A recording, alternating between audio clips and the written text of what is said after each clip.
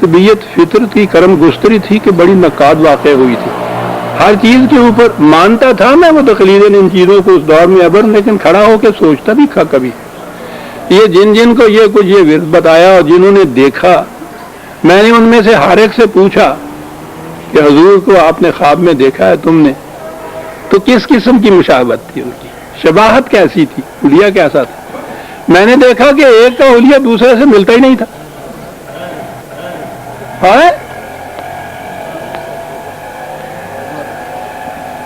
میں عرض کروں گا، مجھ سے پوچھا جاتا ہے کہ تم نے یہ تصور چھوڑا کیوں تھا. یہ چیزیں تھیں، یہ میں ان میں سے ایک بات بتا رہا ہوں آپ کو. میں تو نہ کسی چیز کو یوں اختیار کرتا ہوں نہ اسی طرح سے جھٹک کے چھوڑتا ہوں. اللہ بھیا نا کھڑا ہو گیا میں کہ یہ کیا چیز ہے. اگر حضور ہی تشریف لاتے ہیں خواب میں تو وہ تو ہر ایک کے خواب میں وہی ہونے چاہیے.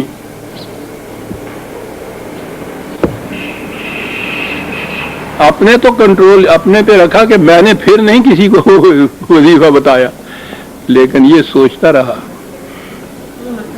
کہ یہ تو تخیل کی خلاقی ہے، ہر ایک کے اپنے اپنے تخیل کی.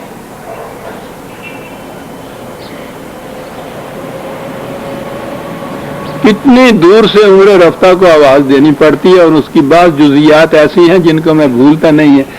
ایک گاؤں کی بوڑھیا مائی تھی، عزیزہ دی تھی. پنجابی سمجھنے والے اور جنہوں نے یہ بات دیکھی ہے وہ اس کی داد دیں گے. اس بوڑھیا نے جو بیان کی تھی جو حقیقت اپنے الفاظ میں، اس کی تشبیہ پہ جائیے تو وہ بتا رہی تھی مجھے ایسے. میں نے کہا کہ مائی رنگ کیسا تھا حضور کا. غور کیجئے گا، جن کو یہ ذہن میں بات آتی ہو وہ اپریشیٹ کریں گے.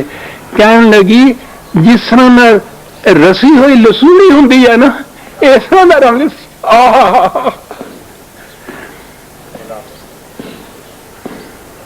اپنی زبان میں اپنے مشاہدے میں وہ بھی کیا کہہ گئی.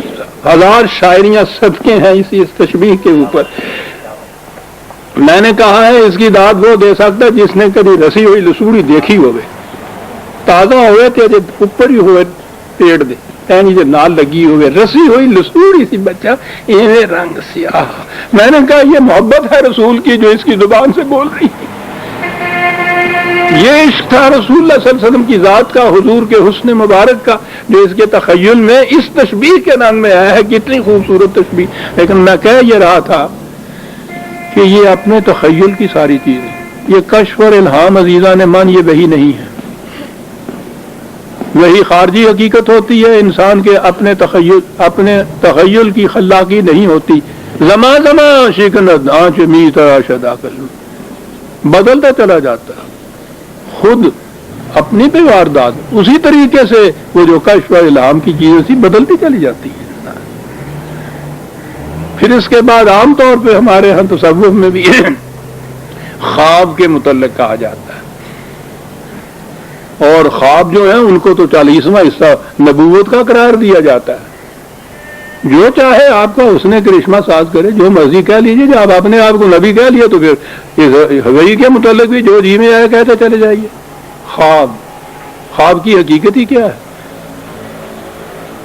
ہمارے ہاں تو کسی نے تحقیق ہی نہیں کی. جنہوں نے تحقیق کی ہے ان کو جھڑک دیتے ہیں کیا کہ صاحب بولے ہوتا ہے کافر ہیں. چلیے مولد اور کافر کی کسی تحقیق کو بھی دیکھیے نا، کیونکہ تمہارے ہاں کا فریب نفس جو ہے اس کی تقلید ہو جاتی ہے. اس سے سائیکالوجسٹ نے تحقیق کس کی ہے؟ نہ بھی کی ہو. خواب کا معاملہ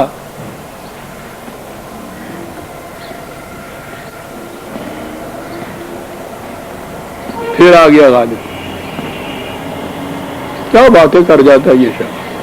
تھا خواب میں خیال کو تجھ سے معاملہ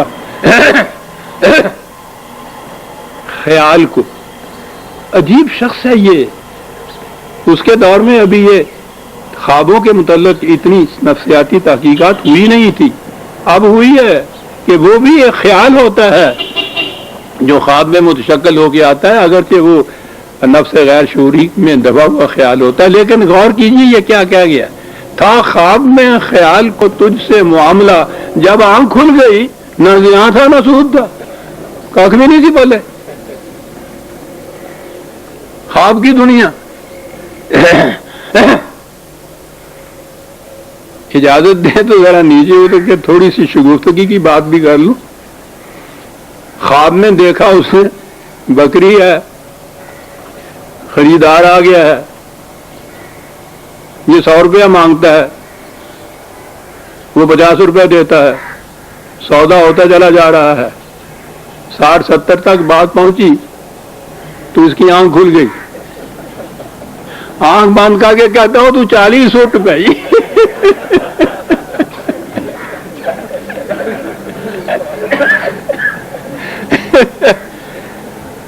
لیکن خواب میں دوبارہ آنکھ بند کرنے سے تو وہ خواب آتا ہی نہیں کبھی،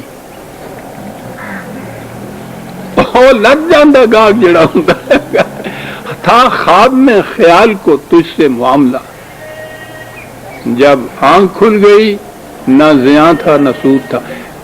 قرآن کہتا چلا جا رہا ہے کہ وہی ان چیزوں سے بالکل الگ حقیقت ہوتی ہے، وہ تخیل کی خلاقی نہیں ہوتی، وہ تصورات کی دنیا کے بنی ہوئی چیزیں، حقیقتیں جو بن کے تمہیں الیون دکھائی دیتی ہیں وہ نہیں ہوتی، خوابوں کے معاملے وہ نہیں ہوتے، وہ حقیقت ہوتی ہے۔ دلیل کیا ہے؟ کہا کہ خواب میں، ایلین میں، ہیلوسینیشن میں، نگاہ کی فریب کاری میں جو کچھ نظر آتا ہے، جب وہ چیز نہیں رہتی تو دل اس کی تصدیق نہیں کرتا کہ وہ واقعی بات ٹھیک تھی، دل نہیں تصدیق کرتا، نگاہ کا فریب ہوتا ہے، فریب کھل جاتا ہے، دل خود اس کے متعلق کیا دیتا ہے کہ ہاں یہ چیز تو میری آنکھوں کا فریب تھا۔ ایویں پیمسا جی ہے پیاسی، جانتے ہیں آپ پنجابی، دل تصدیق نہیں اس کی کرتا، دل تصدیق کرتا ہے کہ وہ چیز نہ رہے، خواب نہ بھی رہے تو وہ حقیقت اسی طرح سے ہو، وہ تخیل نہ رہے تو پھر بھی وہ حقیقت اسی طرح سے ہو، پھر وہ اس کی تصدیق کرتا ہے۔ کہا کہ ہم نے اپنے عبد کی طرف اس مقام پہ پہنچ کے وحی کی، اور وحی کی کیفیت یہ تھی کہ ما کذب الفؤاد ما رأى، جو کچھ دیکھا اس نے، اس کے دل نے اس کی تکذیب نہیں کی۔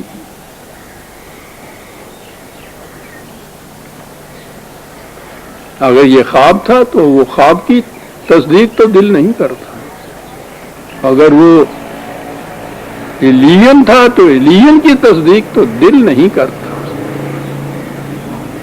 دل تو حقیقت کی تصدیق کرتا ہے۔ اس لیے دو لفظوں میں خواب کو ان تمام تخیلات، تصورات اور یہ تصوف کی دنیا، ان تمام دنیاؤں سے الگ کر دیا۔ ما کذب الفؤاد ما رأى،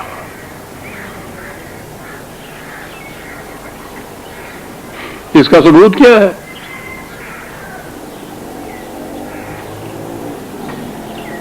کہ نبی کی آنکھ نے جو کچھ دیکھا اس کے دل نے اس کی تصدیق کی ہے، تکذیب نہیں کی ہے۔ کیا ثبوت ہے؟ قرآن میں ان باتوں سے سمجھ میں بات آتی ہے قرآن یہ باتیں کیوں کہہ گیا۔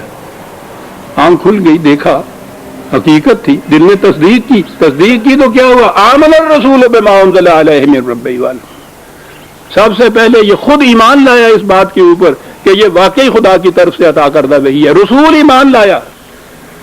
کیا ضرورت تھی کہنے کی؟ کہنے کی ضرورت یہ تھی کہ وہ وحی کے بعد بھی یہ بات نہیں تھی کہ رسول نے کہا کہ پتہ نہیں میری آنکھوں نے جو کچھ دیکھا ہے وہ واقعہ ہے یا نہیں، وہ حقیقت ہے یا نہیں۔ اس کے بعد بھی اس نے دیکھا، حقیقت ہے تو حقیقت ہی تھی، تو پھر اس کے اوپر ایمان لایا، نبی ایمان لایا اس چیز کے اوپر جو اسے وحی کی گئی تھی۔ کیا بات ہے صاحب! ایمان کے متعلق تو قرآن نے کہا ہے نا کہ مومن وہ ہیں کہ جب خدا کی آیات بھی ان کے سامنے پیش کی جائیں تو وہ اندھے بہرے بن کر اس کے اوپر نہیں جھک پڑتے۔ تو ایمان کا تقاضا تو عقل و فکر کی روح سے کسی چیز کو ماننے کا ہے نا، دل تصدیق کرے گا تو اس طرح سے مانے گا۔ رہے انسان وہی آئی رسول کے اوپر بھی